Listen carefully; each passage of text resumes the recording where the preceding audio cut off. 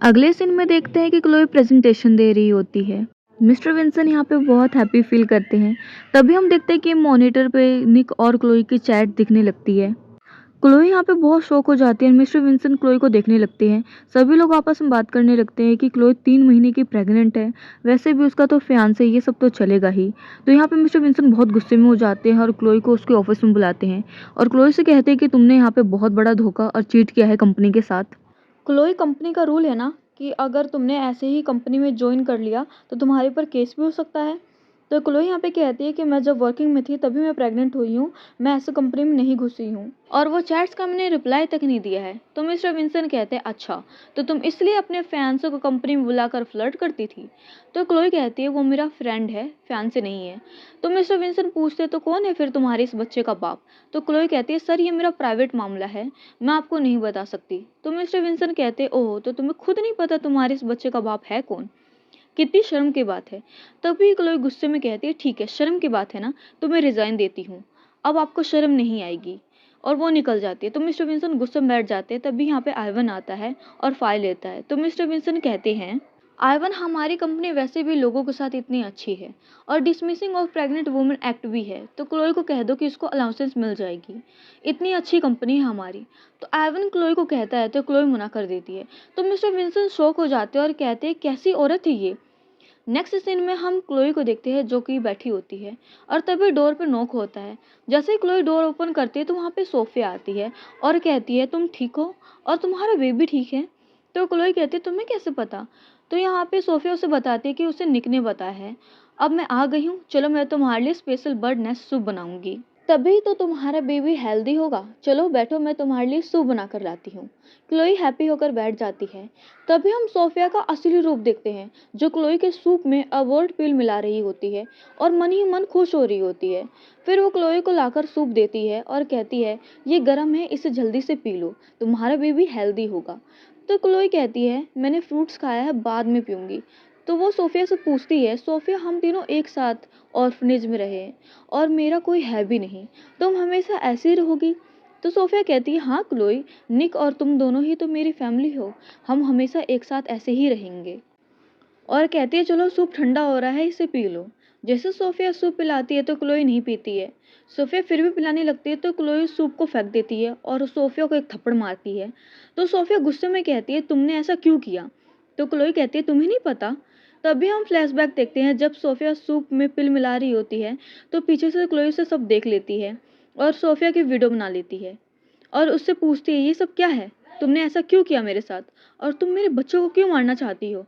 तभी सोफिया अपनी असली रूप दिखा देती है और कहती है अच्छा है, अब मुझे ड्रामा नहीं करना पड़ेगा। तो सोफिया कहती है ये सब मैं जोसेफ के लिए कर रही हूँ, तुम्हें याद है तुमने मेरा रिज्यूमे क्लब में छोड़ दिया था, तो मिस्टर विंसन उस लड़की को ढूंढ रहे थे तो मैंने हाँ कह दिया। तो क्लोई कहते तुमने ऐसा क्यों किया, मुझे तो मिस्टर विंसन से कोई मतलब भी नहीं है, तुम मुझे मेरे बच्चों को छोड़ दो।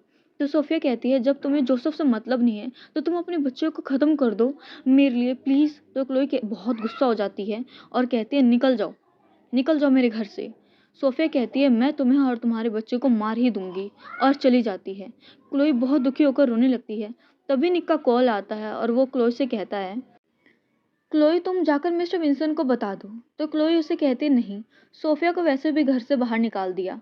तो निक पूछता है मतलब निकाल दिया क्यों। तो क्लोई उसे बताती है सोफिया मुझे धोखा देकर मिस्टर विंसन के साथ गई थी, तो अब मिस्टर विंसन उससे शायद बोर हो चुके हैं, तभी निकाला, उन्हें जरूरत नहीं है उस क्लब गर्ल की और मैं कहकर अपनी इंसल्ट नहीं करवाना चाहती।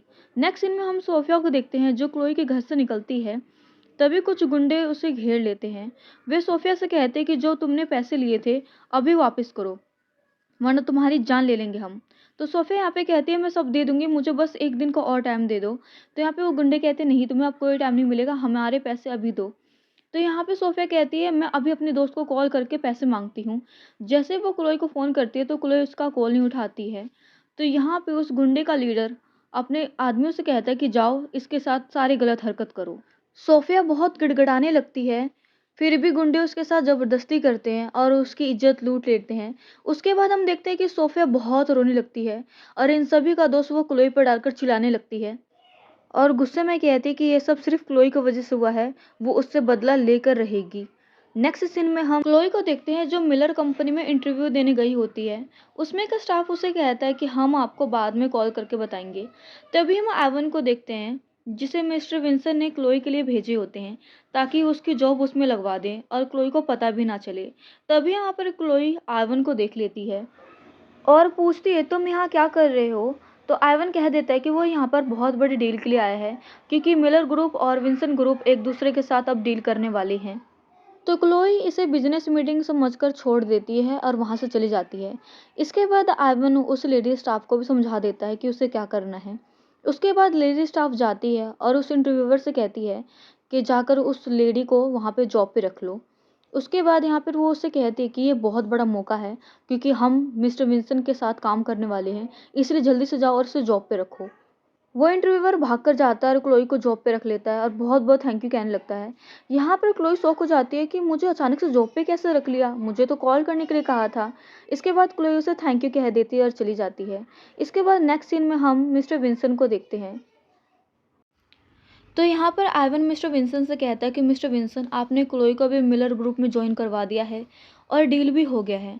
मिस्टर विंसन कहते हैं अब हम मिलर ग्रुप के साथ काम करेंगे, इसलिए सारी नज़र मैं खुद रखूँगा। तो आइवन यहाँ पे मन में कहता है कि आखिरकार सब कुछ तो मैंने ही ठीक किया है।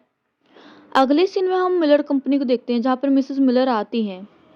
तभी हम क्लोई को देखते हैं जो अपना काम कर रही होती है। तभी यहाँ पर मिसेस मिलर आकर पूछती है कि क्लोई कौन है। क्लोई के बारे में पूछने लगती है। तो यहाँ पर एक स्टाफ उन्हें बताती है कि मिसेस मिलर यही क्लोई है। तो मिसेस मिलर क्लोई की बहुत तारीफ करती हैं और कहती है कि उसका बिजनेस प्रपोजल बहुत शानदार है, उसने अच्छा काम किया है। तो एम्प्लॉय कहती है चलो मैम को थैंक यू कहो। तभी मिसेस मिलर कहती है कि तुम मेरी बेटी की जैसी हो, उसकी ही एज की हो। वो पूछते कि तुम कहाँ की हो। जैसे क्लोई बोलने वाली होती है तभी उनकी बेटी स्कारलेट आ जाती है और मिसेस मिलर से कहती है कि मॉम मैंने एक कार पसंद किया है, चलो मैं आपको ड्राइव करवाऊँ, चलो मैं आपको दिखाती हूँ, चलिए।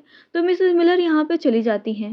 तो पीछे से एम्प्लॉय कहते हैं कि क्लोई बिल्कुल मिसेस मिलर की तरह लगती है, इनफैक्ट वो स्कारलेट से ज़्यादा लगती है, बिल्कुल उनकी कॉपी लगती है। और मैंने यहाँ तक सुना है कि जब उनकी बेटी छोटी थी तो वो एक ऑर्फनेज में रह गई थी और उसके नेक पर भी बिल्कुल सेम बर्थ मार्क है। और हम ये भी देखते हैं कि सेम स्कारलेट के नेक पर भी वही बर्थ मार्क है जो क्लोई के नेक पर भी है। क्लोई अपना नेक देखने लगती है। अगली सीन में हम मिस्टर विंसन को देखते हैं जो क्लोई को देख रहे होते हैं, जिसमें आइवन कहता है कि Mister Vinson Chloe Miller group में बहुत अच्छा काम कर रही है। तो मिस्टर विंसन जेलसी वाला फेस बनाकर देखते हैं। तभी आइवन कहता है कि पता नहीं मुझे आपसे कहना चाहिए या नहीं कहना चाहिए। तो मिस्टर विंसन कहते हैं बोलो।